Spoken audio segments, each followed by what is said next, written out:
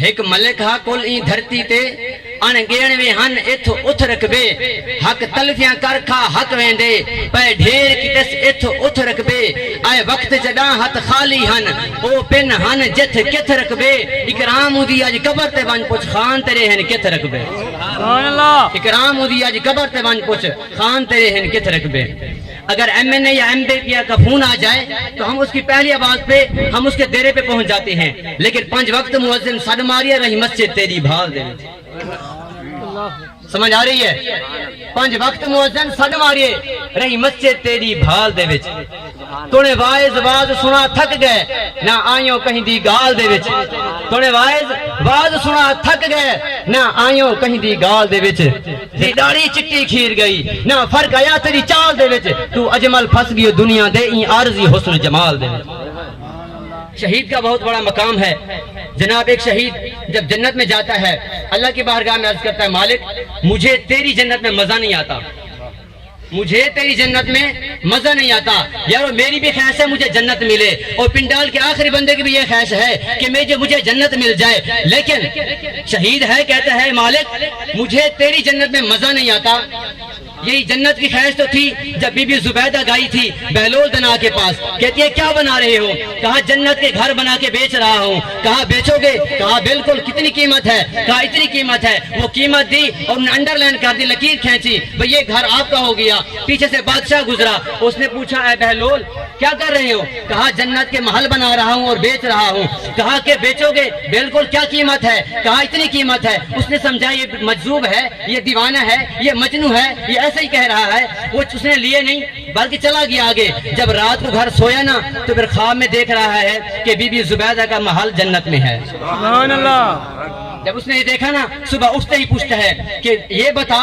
کہ تو نے عمل کون سا کیا ہے کون سا ایسا کام کیا ہے کہ میں تیرا مکان تیرا محل جنت میں دیکھ رہا ہوں تو بی بی زبیدہ عرض کرتی ہیں میرے آقا میرے سرتاج بات یہ ہے کہ جب ہم کل آ رہے تھے تو بہلول دنا جنت کے محل بیچ رہا تھا میں نے ان سے لے لیا تھا کہا مجھے بھی وہ کہہ رہا تھا لیکن میں نے لیا نہیں تھا میں ابھی چلتا ہوں پھر سوچ میں جا رہے ہیں کہ اللہ کرے وہی بہلول دنا بیٹھا ہو اسی طرح گھر بیچ رہا ہو اور میں جا کے لے لوں جب وہاں پہنچتا ہے بہلول دنا کیا کر رہے ہو جنت کے محل بنا رہا ہوں بیچو گے جی بیچوں گا کیا قیمت ہے کہتے ہیں آدھی سلطنت لگے گی سبحان اللہ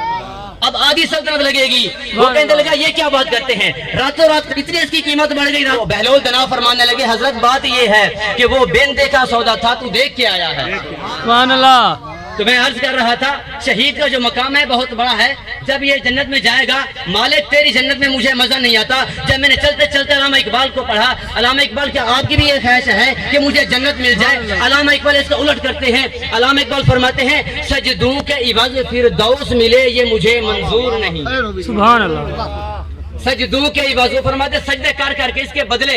فردوس ملے جنت ملے ارے سجدوں کے عوض فردوس ملے یہ مجھے منظور نہیں بے لوث عبادت کرتا ہوں بنتا ہوں تیرا مزدور نہیں سبحان اللہ پھر میں نے چلتے چلتے رابعہ بصریہ سے پوچھا اے رابعہ بصری تو ساری رات قیام کرتی ہے ساری رات سجدے میں گزار دیتی ہے کیا تیری بھی یہ خواہش ہے کہ مجھے جنت ملے وہ کہتی ہے میں اس تما اور لالچ کی وجہ سے نہیں عبادت کرتی بلکہ کرتی کیوں ہوں اس وجہ سے کہ میرا رب فرماتا ہے وما خلقت الجن والانس الا لیعبدون میں نے جن اور انسان کو اپنی عبادت کے لیے پیدا کیا ہے سبحان اللہ یہ شہید کا مقام ہے شہید کہتا ہے مالک مجھے تیری جنت میں لطف نہیں آتا مزہ نہیں آتا اللہ پاک فرماتا ہے شہید کیا تو نے قرآن نہیں پڑھا وَلَكُمْ فِيهَا مَا تَشْتَهِي أَنفُسُكُمْ وَلَكُمْ فِيهَا مَا تَدَّعُونَ میری جنت میں تو ہر چیز موجود ہے یہاں تو دودھ کی نہریں بہ رہی ہیں جناب یہاں تو شراب طہور بھی جاری ہے لیکن تجھے مزہ کیوں نہیں آتا تو کہتا ہے مالک بات یہ ہے کہ میں چاہتا ہوں مجھے دوبارہ میدان جہاد میں بھیجا جائے اقتلوا میں قتل کیا جاؤں ثم احیا پھر مجھے زندہ کیا جائے